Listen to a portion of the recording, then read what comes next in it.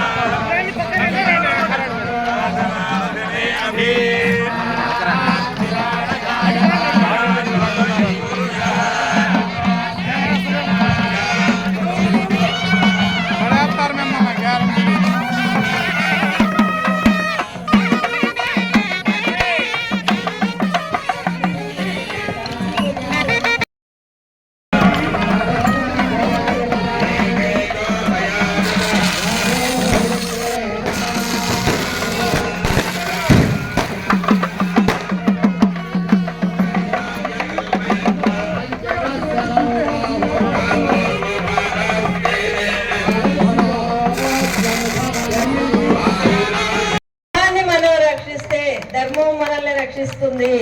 మనం ధర్మంగా న్యాయంగా ఉందాం, మనల్ని ఆ భగవంతుడే మనల్ని కాపాడుతూ ఉంటాడు. అలాగే మనం అన్ని మతాలు అన్ని కులాలని మనం గౌరవించకుండా సోదర భావంతో ముందు మనం భారతీయులు, తర్వాతే హిందువులు. హిందూ మతాన్ని మన వాటిని గౌరవించకుండా, అన్ని మతాలను మనం గౌరవించకుండా భిన్నత్వంలో ఏకత్వంగా మన భారతదేశాన్ని ముందుకు నడిపించుకోవాలని కోరుకుంటున్నాను.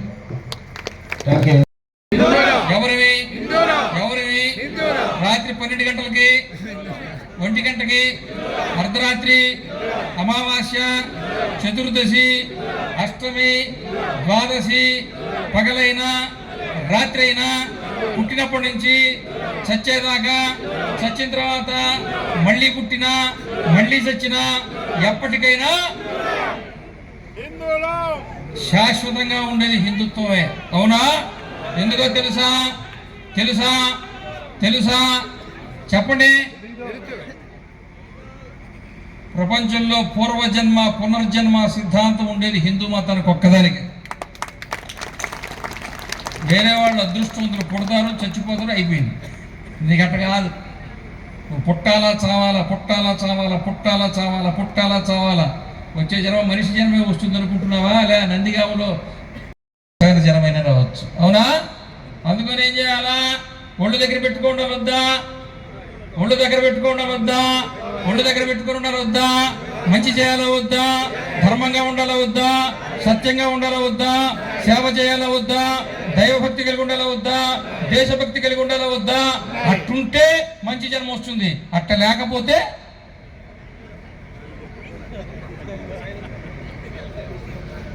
నాకు తెలియదు. మీ మెళ్ళ మంగళసూత్రం ఉందా? మీ ఇళ్లలో మీ ఆడవాడికి, నీ భార్యకు మంగళసూత్రం ఉందా? నాకు ఇష్టం లేదు, తీయించేసావా? ఏడో ఒక ఆమె మెళ్ళలో మంగళసూత్రం లేదు. ఏమమ్మా అని అడిగా, మా ఆయనకి ఇష్టం లేదని చెప్పింది. ఒక ఆమెకు ముక్కు పుడకలేదు. ఏమమ్మా అన్నాను, మా ఆయనకి ఇష్టం లేదు అన్నది. ఏదో ఒక రోజు నువ్వు కూడా ఇష్టం లేదు వదిలేస్తానని చెప్పి. అంత ఎట్టుండో తెలియదు, కొడుకు ఎట్టుండో తెలియదు, కూతురు ఎట్టుండో తెలియదు, దీనికి ఒకటి ఎట్టుండో తెలియదు, ఎవరితో ఎట్టుండో తెలియదు. తిన్నావా చచ్చావా? ఇలా కొత్తగా ఒక పథకం వచ్చింది, డింక్. ఏంది డింక్? డిఐఎన్కే డింక్. డింక్ అంటే ఏందో తెలుసా? Dual income no kids. Dual income. ఓసి పెళ్ళామా, నువ్వు సంపాదించుకోరా, నేను సంపాదించుకొస్తా, ఇద్దరం కలుపుని ఎంజాయ్ చేద్దాం. మనకు పిల్లలు వద్దు, వాళ్ళు పోషించొద్దు, సాకొద్దు, క్యారియర్ కట్టొద్దు, బస్ ఎక్కించొద్దు, కాలేజీకి పంపించొద్దు. వాడు ఈ బాధలన్నీ మనకు అవసరంలే. నీకు నువ్వు, నాకు నేను, మన ఇద్దరు సంపాదించుకుందాం, ఎంజాయ్ చేద్దాం. ఆదివారం నాడు అరటి వచ్చింది, శనివారం నాడు కొట్టేశారు. అయిపోయిందా?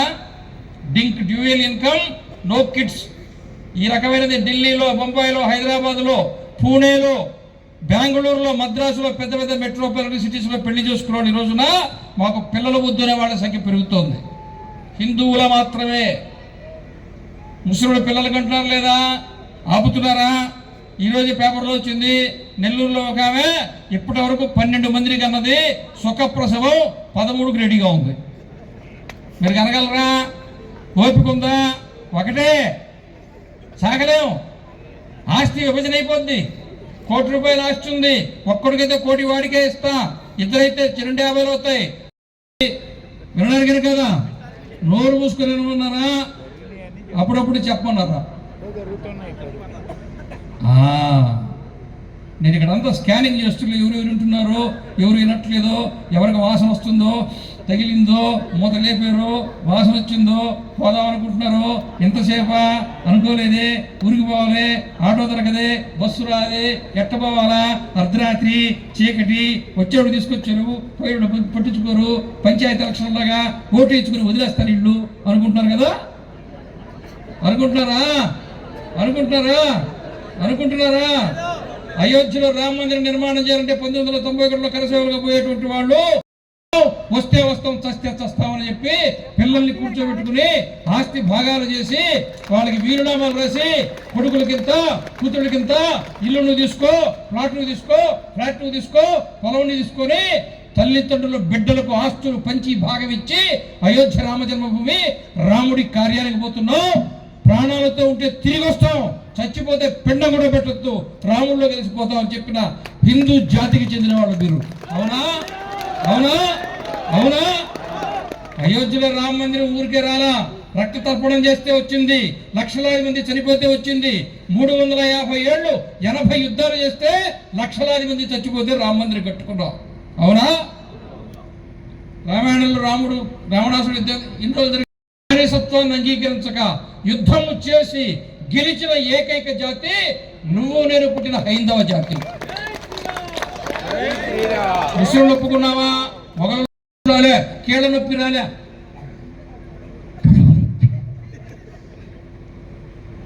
ఏం చేశారు కాబట్టి నొప్పించదమ్మా. వీళ్ళ సంగతి నేను చెప్పనులే.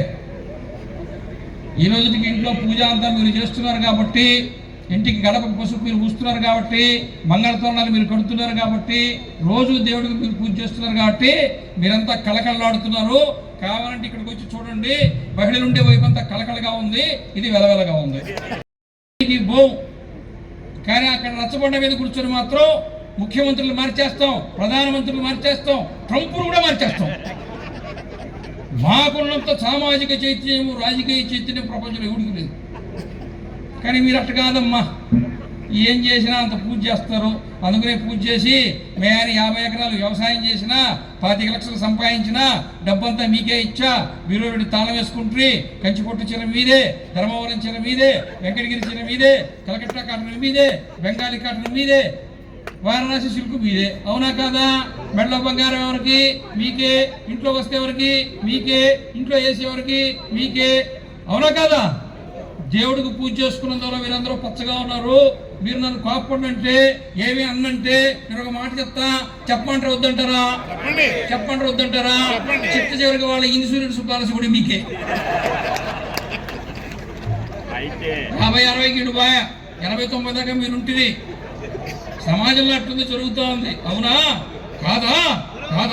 అంటే రేపు పొద్దుటి నుంచి మీ ఆయన పక్కన కూర్చోబెట్టి ఇంట్లో పూజ చేయి. హిందూ ధర్మంలో, హిందూ మతంలో దేవుడికి పూజ చేయవలసింది ఇంటి యజమాని. పక్కన ధర్మపత్ని కూర్చోవాలా. బొటన వేలు, మధ్య వేలు, ఉంగరపు వేలు కలిపి పూలు వేసినా, అక్షతలు వేసినా, సమిధలు వేసినా, ఏది చేసినా, దేవతార్చన చేసినా, హోమం చేసినా భుజం మీద వేసుకొని కాటికి పోయింది. బాగా చీకటి పడిపోయింది, బాగా చీకటి, కారు చీకటి. అక్కడ వల్లకాట్లో కాటికాపరు ఉన్నాడు. అయ్యా, నేను పేదరాలని దీనురాలని, నా కొడుకిట పాములు చచ్చిపోయినాడు అని ఏడుస్తూ కొద్దిగా అనుమతి ఇస్తే నా కొడుకుని ఇక్కడ శవదహనం చేసుకుంటారని ఆ తల్లి చెప్పింది. కాటి సుంకం కట్టకుండా శవదహనం చేసుకోవడానికి నేను ఒప్పుకోను అని చెప్పాడు. అయ్యా, కడు పేదరాలని నా యజమాని వాళ్ళు తిని 4 మెతుకులు మిగిలిస్తే తిని బతికేదని నా దగ్గర ఏం లేదు, దండం పెట్టింది. అప్పుడు ఆ కాటికాపరి, నువ్వు బహు టెంపర్గా ఉన్నావే, అబద్ధం చెప్తున్నావు, ఇంత తెగింప, అబద్ధం చెప్తావా? పై ఎదలో బాలసూర్య ప్రభా కలితంపై వెలుగొందుచున్నది నీ మాంగళ్యం బుక్కాపులో. ఉదయించే సూర్యుడు మిరిమిట్లు కలుపుతూ అగ్నిశిఖల్లాగా ఎలా అయితే కిరణాలు వెదజల్లుతుంటాడో సూర్యుడు, అలా కాంతితో దగదగా మెరుస్తున్నది కదా ఈ చీకటిలో కూడా పై ఎదలో మంగళసూత్రం ఉంది కదా. ఆ మంగళసూత్రంలో కొంచెం బంగారం తీసుకుపోయి బజార్లో అమ్మితే నీ కొడుకు శవం తగలబెట్టుకోవడానికి, సుంకం కట్టడానికి డబ్బులు వస్తాయి, పో అంటాడు. అప్పుడు ఈ ఇల్లాలకి తన బాల్యంలో వివాహం కాకముందు పుట్టింట్లో ఉన్నప్పుడు వాళ్ళ ఇంటికి దుర్వాస మహర్షి వస్తే చేసినటువంటి సేవకు మెచ్చి, తల్లి నువ్వు చాలా సద్గుణవంతురాలివి, రేపు వివాహమైన తర్వాత నీ మెడలో ఉండే మంగళసూత్రము నీ భర్తకు తప్ప అన్యులకు కనపడదని వరవిచ్చాడు. ఈ వల్లకాట్లో ఈ అర్ధరాత్రి, ఈ నిశిరాత్రి, చీకటిలో నా మెడలో ఉండే మంగళసూత్రం ఈ కాటికాపరికి కనపడిందంటే ఈయన కాటికాపరి కాడు. అఖండ విశాల లేదు, సిలబస్లో లేదు, నాటకం లేదు, డ్రామా లేదు, పద్యం లేదు, శివుడి తిరునాళ్ళైనా, రాముడి తిరునాళ్ళైనా, గణేశోత్సవం అయినా, దసరా అయినా రికార్డింగ్ రేట్స్ పెట్టుకో, ఎగాదిగా చూసుకో. అవునా కాదా? బుద్ధి ఉందా? లేదు. జ్ఞానం ఉందా? లేదు. సంస్కారం ఉందా? లేదు. డిసిప్లిన్ ఉందా? లేదు. కొవ్వు చాలా ఉంది. అవునా కాదా? సత్యహరిశ్చంద్రుడు అంటే కృతయుగానికి చెందినవాడు. శ్రీరాముడు పుట్టిన ఇక్ష్వాకు వంశంలో పుట్టినవాడు హరిశ్చంద్రుడు. హరిశ్చంద్రుడు భార్య చంద్రమతి దేవి మెడలో మంగళసూత్రం ఉందా లేదా? ఉందా లేదా? ఉందా లేదా? కృతయుగంలోనే హిరణ్యకశ్యపుడి భార్య ప్రహ్లాదుడి తల్లి లీలావతి మెడలో మంగళసూత్రం ఉందా లేదా? ఉందా లేదా? త్రేతాయుగంలో సీతమ్మ వారి మెడలో మంగళసూత్రం ఉందా లేదా? మండోదరి అమ్మవారి మెడలో మంగళసూత్రం ఉందా లేదా? ఉందా లేదా? త్రేతాయుగంలో రుక్మిణి అమ్మవారి మెడలో మంగళసూత్రం ఉందా లేదా? ఉందా లేదా? కలియుగంలో పద్మావతి అమ్మవారి మెడలో మంగళసూత్రం ఉందా లేదా? కనకదుర్గమ్మ మెడలో మంగళసూత్రం ఉందా లేదా? శ్రీశైలం బ్రహ్మరాంబమ్మ మెడలో మంగళసూత్రం ఉందా లేదా? సింహాచలం రాజ్యలక్ష్మి అమ్మవారి మెడలో మంగళసూత్రం ఉందా లేదా? ఇక్కడ కూర్చో ఉండే, ఇక్కడికి రాని నందిగామలో ఉండే, భారతదేశంలో ఉండే హిందూ ధర్మానికి చెందిన వివాహమైనటువంటి ముత్తైదువులకి మంగళసూత్రం ఉందా లేదా? ఉందా లేదా? అవునా?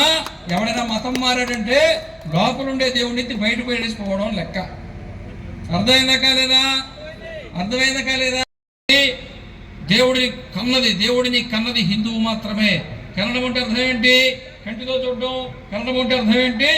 కడుపున మోసి కనడం. అవునా? శ్రీరాముడిని కౌసల్యమాత కన్నదా లేదా? కన్నదా లేదా? శ్రీరాముడు ఎవరు? మహావిష్ణువు. మహావిష్ణువు ఎవరు? 14 లోకాలు తన గర్భములో కలిగి ఉన్నవాడు. అవునా కాదా? 14 లోకాలను తన గర్భములో కలిగి ఉండే మహావిష్ణువు గొప్పవాడా? ఆ 14 లోకాలతో కలుపుకుని మహావిష్ణువుని తన గర్భములో 10 మాసాలు ఉంచుకుని మోసిన కౌసల్యామాత గొప్పదా? లోకాలను కలిపి పిండ రూపంలో మోసి జన్మను ఇవ్వగలిగిన యోగ్యులు, శీలవంతులైనటువంటి మహిళా మాతృమూర్తులు ఉన్న ఏకైక జాతి భూమి మీద నువ్వు నేను పుట్టినా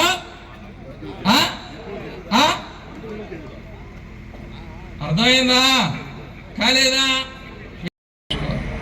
దేవాలయం నువ్వు పూజించావా నీకు ఉపయోగపడుతుంది. దేవాలయం మీద కన్నేసావా నువ్వు సర్వనాశనం చేస్తుంది. అవునా? దేవాలయం గురించి వచ్చేసిందిగా, మిగిలిందేముంది? 2 మాటలు చెప్పి ముగిచ్చేస్తా. ఇలాగే స్వాతంత్రం రాకముందు స్వాతంత్రం ఎందుకు పోయిందని ఆలోచించాడు ఒక ఆయనే డాక్టర్ హెడ్గేవార్ గారు. హిందువులందరినీ ఏకం చేస్తానని చెప్తే ఆ రోడ్డు పక్కన అరుగు మీద కూర్చోండి ఒక పెద్ద మనిషి చెప్పాడు, ఎవరైనా చనిపోతే శవాన్ని పాడిగట్టి తీసుకుపోయేటప్పుడు తప్ప నలుగురు హిందువులు కలిసి నడిచే స్థితే సమాజంలో లేదు. యమయ కేశవరావు హిందువులు కలవడమా, హిందువుల ఐకమత్యమా అని చెప్పి నిరుత్సాహపరిచారు. 35 సంవత్సరాల వయసులో 15-16 సంవత్సరాల వయసులో ఉన్న 5 మంది పిల్లలతో ఒక సంఘ శాఖను ప్రారంభించి ఆ పిల్లల్ని తన ఇంటిలో కూర్చోబెట్టుకుని మనం పెట్టుకునే సంస్థకు పేరు ఏం పెట్టుకుందామంటే 35 సంవత్సరాల డాక్టర్ హెడ్గేవార్ పేరు పెట్టలా. 10-15 సంవత్సరాల యువత, చిన్న యువకులు 10-15 మంది వాళ్ళ ఇంట్లో కూర్చుంటే వాళ్ళు చెప్పారు మన సంఘం పేరు రాష్ట్రీయ స్వయంసేవక సంఘం అని పెట్టుకుందామని. 1940లో దిగారు. విజయవాడలో ఒక ఆయన, గుంటూరులో ఒక ఆయన. ఎక్కడికి పోవాలో తెలియదు, అడ్రస్ లేదు, రూపాయి లేదు, తిండి లేదు. ప్లాట్ఫారం మీద పడుకున్నారు, మంచినీళ్ళు తాగారు, ఇల్లు తిరిగారు, పిలుచుకొచ్చారు, శాఖ పెట్టారు. ఆ రకంగా మొత్తం భారత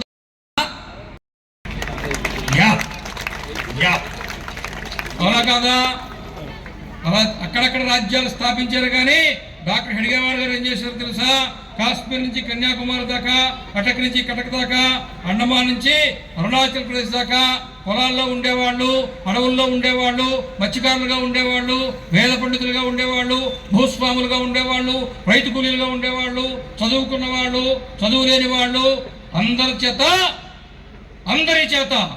చేత భారతదేశము నా మాతృభూమి, భారత్ మాతాకి జయని చెప్పించిన ఒక